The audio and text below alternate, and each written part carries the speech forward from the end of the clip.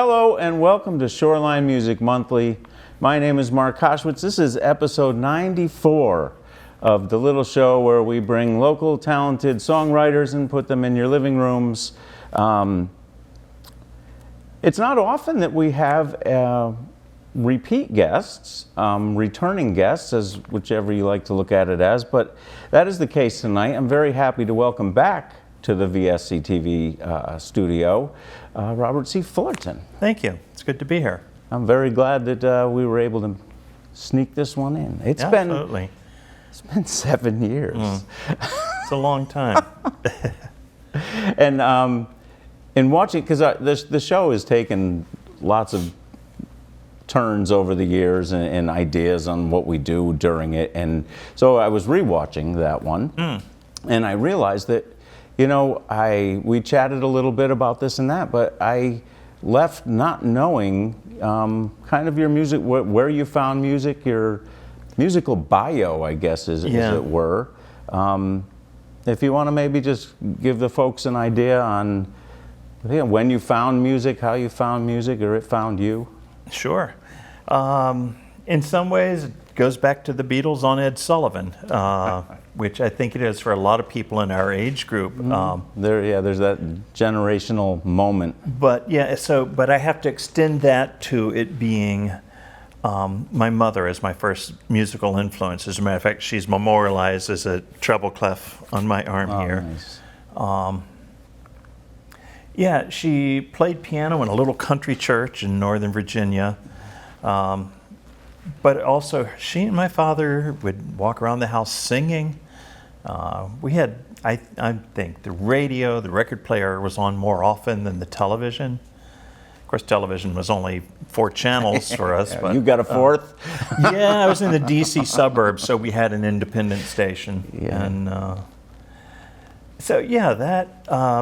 and I know, I'm convinced that when we saw Ed Sullivan and with the Beatles, that episode, which we went to a cousin's house because they had color TV and we didn't, that we were really doing that because that's what my mother wanted to do. And I remember her having Brenda Lee records, Elvis Presley, Nice.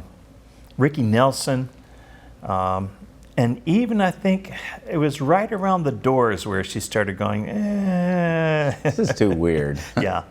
So she technically is my main influence. And she had a wide variety, it sounds like, of music that she listened to. Well, between her and my father especially,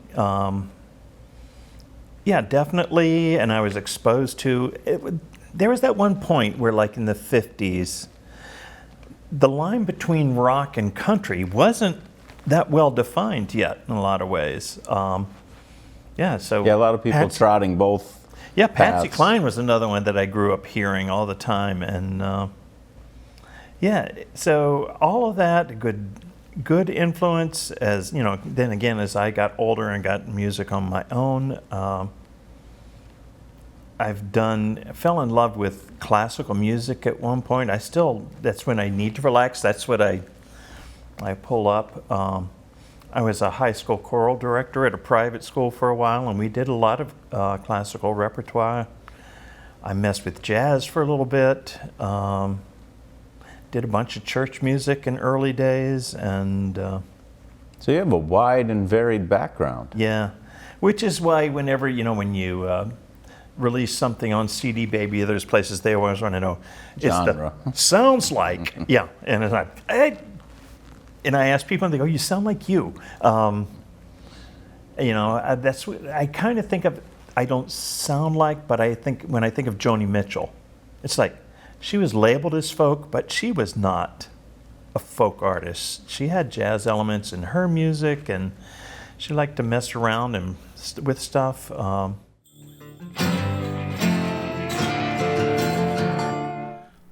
This is a song that I wrote probably about 6 or 7 years ago called Dinner for Two at 3, and it's going to be on my next album that's coming out, Prone to Wander.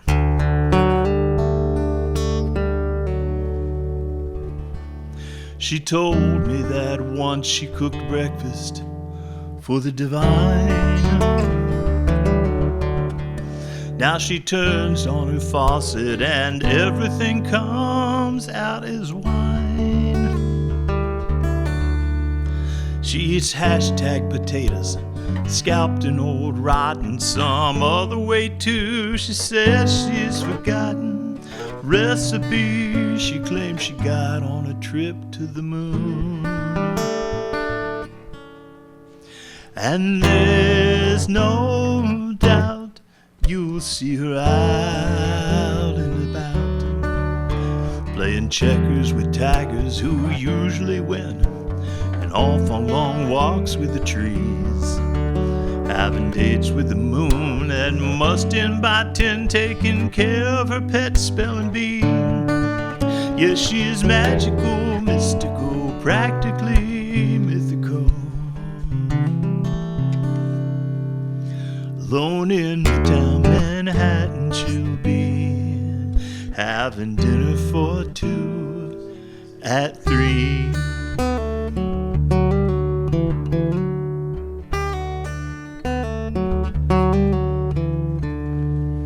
The clock on her wall is just painted there, it doesn't keep time. Says she likes it that way 'cause her favorite number is 9. She eats hashtag potatoes, scalped and old rotten some other way too. She says she's forgotten recipes she claims she got on a trip to the moon. And there's no doubt you'll see her out and about, cutting up daffodils to stuff in her pockets and watering hydrangeas with beer, playing hopscotch at midnight with spurs on her high heels, hoping the fairy queen hears. Yes, she's magical, mystical, practically mythical. Alone in Midtown Manhattan she'll be, having dinner for two at 3. Some people insist she doesn't exist, just in my mind so they deem. I don't know about you, but if it is true, well, I'd much rather live in a dream.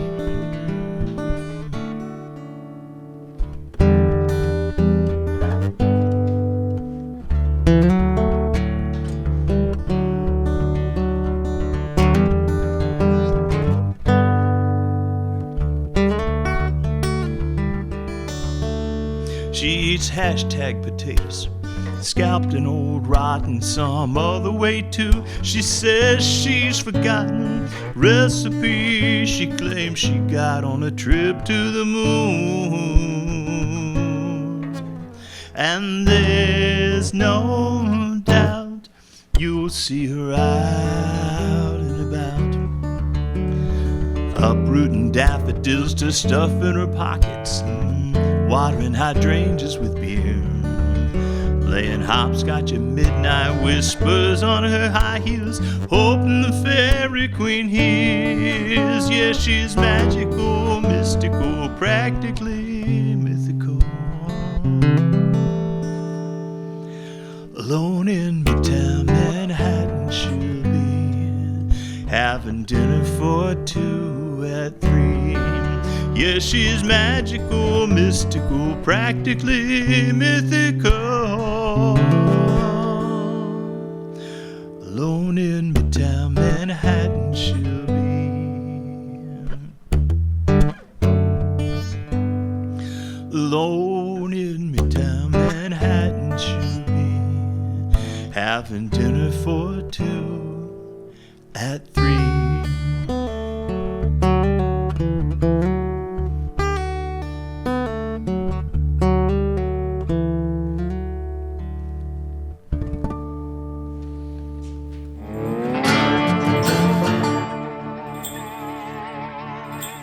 The songwriting part I didn't really get into till about, what year is this now?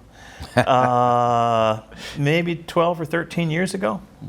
And yeah, and once I started, it's just like it began to roll. And Was your first instrument the guitar? yes, I had a $16 Diasonic guitar from G.C. Murphy Company. Do you still have it? I do not. I wish I did. Not that it would be playable. It was Yeah. like grabbing a baseball bat at the hitting end. It was a weird guitar. It was shaped like a classical. Even had the headstock, the slotted headstock like a classical, but came with steel strings on it. And so that was my first guitar. I do have my second guitar, which I bought with my own newspaper money. Wow, I was a newspaper delivery person Yeah. myself. Well, see, this is the guitar I bought at a music store that's no longer in business, with money that I made from a newspaper that's no longer in business, and The guitar outlived them all. yeah, and it's still there. It was a '72 Yamaha FG 140, and I break it out every once in a while. Just around the house, right? Not I've gigging. taken it out on a couple gigs here and Okay. there. It has had electronics added to it, and And you're feeling the nostalgic pull, or just yeah, to get them in rotation? just yeah. If I want to, like, not need to retune, because I do a lot with open tunings now. Gotcha. So, but then it's like, this is more work than it's worth, and I'd rather tune. So, but yeah, I do still have that guitar.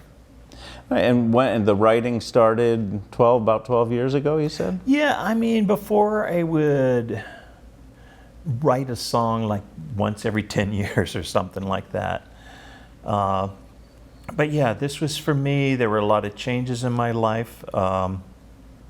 I'd changed jobs a couple years before that, and then went through divorce. And it's like, you know what? My kids are grown. I want to chase what I always wanted to do. And I was going to go in and make an EP, and I had 2 songs, I think. And I said, well, I'll do my 2 songs and then 3 or 4 covers and put that out. So I went in, started recording with my 2 songs, and never got the covers done, because every time I come back for a session, it's, hey, I got a new song. Yeah. And it hasn't stopped then, because, I mean, last time you were here was some time ago, but you had just released Let It Rain, and I think that was your 3rd or 4th at that time That already? was the second. Oh, just, Yeah. okay, second. And then you were talking about the one that came out in 2020, long time coming. Yep. So that's now complete. That is complete. I have a couple of smaller projects that I've done. I have, like, on the streaming platforms, I have somewhere around 100 songs out there. Wow. And yeah, and another album to come out with 9 songs sometime next month. And then, as we were talking before the show, I'm already in the planning stages for my next one. So, yeah, And the one coming out soon is Prone to Wander. Prone to Wander. Okay. And so folks can find you on any of the streaming I'm platforms. on all of them, and my retirement plan is to make a lot of money off of those 2/10 of a penny, so everybody's got to listen. Is it to 210? I think it's like It depends on the 300. platform, and yeah. So if folks want to find you, to catch you, because you do play out live locally, there's a site they could look up? Yes, it's robertcfullerton.com. It's easiest to find when they put that C in my name. But robertcfullerton.com, I try to keep my calendar updated.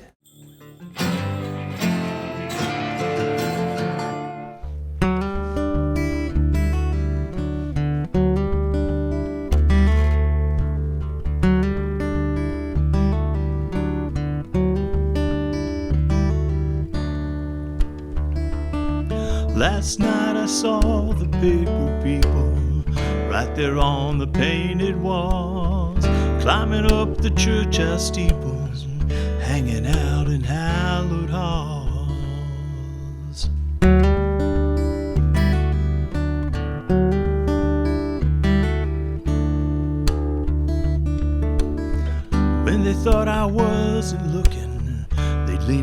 whisper in my ear was some plot that they were cooking to love me into staying here. But I am only here to visit. I have no desire to stay. When I leave here, I won't miss it. It will all soon wash away. It will all soon wash away.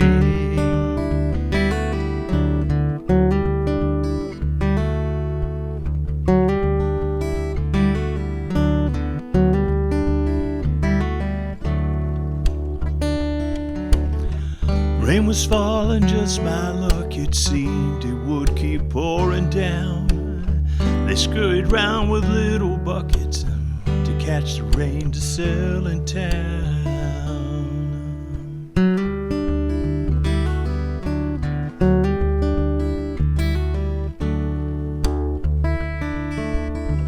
They knew the people there would buy it, use it to complete some task. No clue why they don't deny it. I walked away afraid to ask. 'Cause I am only here to visit. I have no desire to stay. When I leave here, I won't miss it. It will all soon wash away. It will all soon wash away.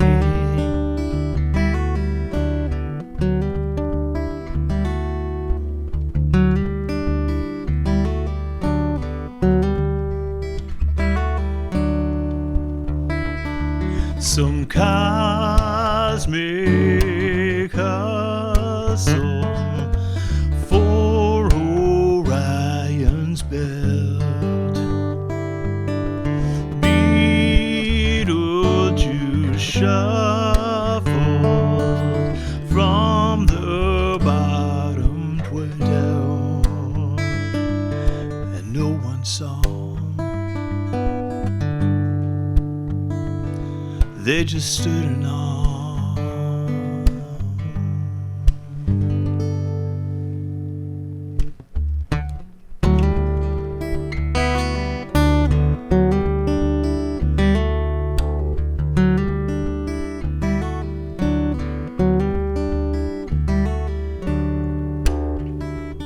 So if you see those paper people, tell them I've gone away. They can yell at me from the church house steeple.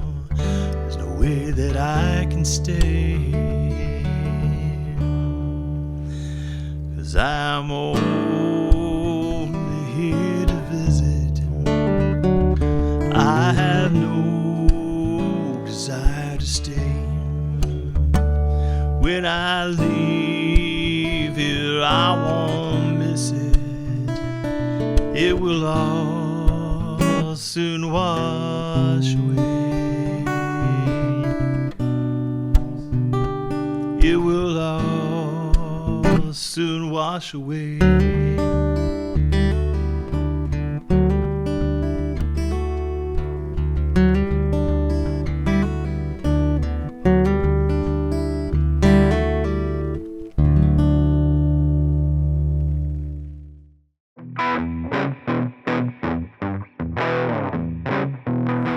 All right, welcome back. I am still here with Robert C. Fullerton, and he has agreed to, he's done it before, so he already knows the gig, to play From the Hip with me, where we just kind of get into some more odder questions that maybe don't come up during a normal interview, but typically are about music and food anyway. Tea or coffee?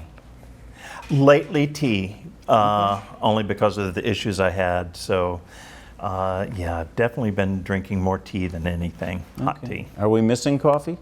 Or has it been a smooth transition? You know, it's fairly smooth. I think one of the easiest things that helped it was my coffee maker was getting old and the coffee tasted always kind of, so. Gotcha. Yeah. So this is an upgrade then? Yes. Okay. Yeah.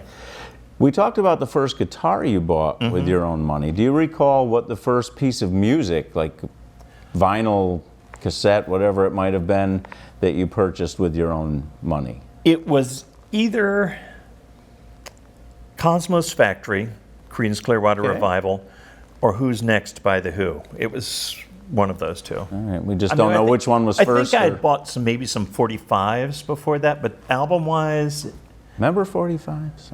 yeah. I wish you could still do that. Even with a CD, if you could burn it on both sides, it would just be, kind of cool. Who would you say is either your favorite or most influential songwriter, national type songwriter that you don't know personally? The names that are in the running would definitely be Tom Waits. No, cool. But I think more influential, and not that I sound like, well, Paul McCartney's got to be in there too, of the Beatles. Paul Simon. Okay. It's just amazing. That's a three-headed monster that's pretty Yeah. pretty solid. Yeah. I'm not saying I sound like them, but they're inspiring. Well, that's They're the thing, definitely yeah. Inspiring. Excellent. Yeah. How many states have you lived in? Lived in? Just 4. Just 4? Just 4. Okay. I grew up in Virginia, lived in Texas for a few years, moved up to Connecticut for about 3 years, was just south of Boston, and then came back to Connecticut. Okay. And what brought you back here? Job. Okay. Yeah. That's a valid reason. Yeah. Yeah. And it's gorgeous here anyway. Okay. My ex grew up in Connecticut, and that's what originally brought me up here. And yeah, I've stayed. All right. Well, I'm glad you did. Yeah. What was your favorite gig to play ever? Oh. That all depends on my memory.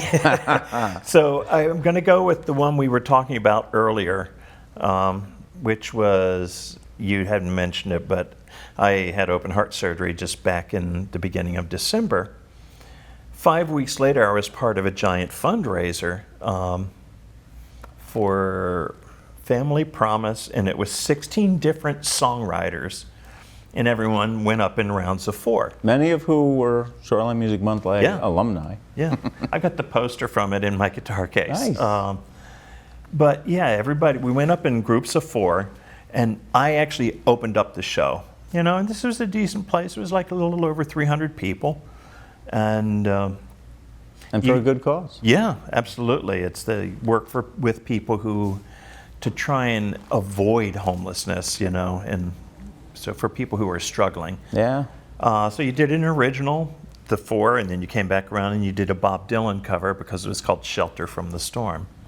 And Was there fights over the Dylan covers, or were there? No, Did they arrange it so that Frank there couldn't Vielle, be duplicates? I don't know if you know Frank. He's the one that coordinated it and put it together. And so he just sent people individually, give me a list of 3 songs you would choose from. All right. And I sent him one, said it's this one. So I covered Watchtower. Nice. Yeah. Last one. How many instruments would you say you play? When people ask that, I usually say define play. Adequately, I guess, to your that people would listen perspective. to and Yeah. not run away from. Stringed instruments, if I know the tuning, I can go from one to the other. So I've played guitar, I've played mandolin, I've played banjo, I play bass, I play keys, piano. I used to play flute, but I haven't touched that in, 20 years at least, maybe 30. I forget how old I am. Time goes by. Yeah. So those are, like I said, I've picked up other instruments and I can get a sound out of and know the basic thing like that, but you wouldn't necessarily want to hear them. And we count voice here. Yes. Yeah. All right. Well, thank you very much for playing this silly game. You're welcome. 1, 2, 1, 2, 3.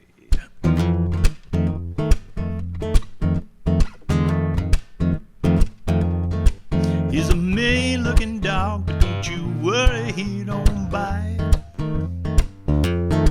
He's a mean-looking dog, don't you worry, he don't bite.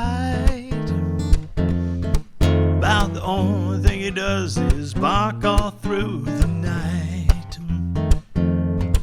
Yeah, that dog can bark, it's the one thing he sure can do. Yeah, that dog can bark, it's the one thing he sure can do. If I could teach him to bite, you know I'd sick that dog on you. He's a mean-looking dog, mean-looking dog. He's a mean-looking dog, and he kinda reminds me of you.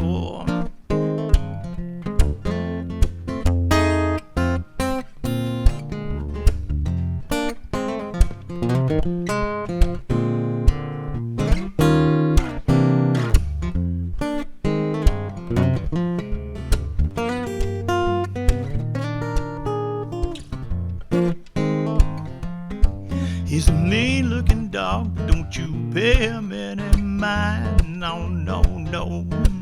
He's a mean-looking dog, don't you pay him any mind. Yeah, that dog is so nice, he even treats his fleas real kind. He's a mean-looking dog, a mean-looking dog. He's a mean-looking dog, and he kinda reminds me of you. He's a mean-looking dog, such a mean-looking dog. He's a mean-looking dog, and he kinda reminds me, mean-looking dog, yeah, he sorta reminds me, a mean-looking dog, and he sure as hell reminds me of you. Ooh.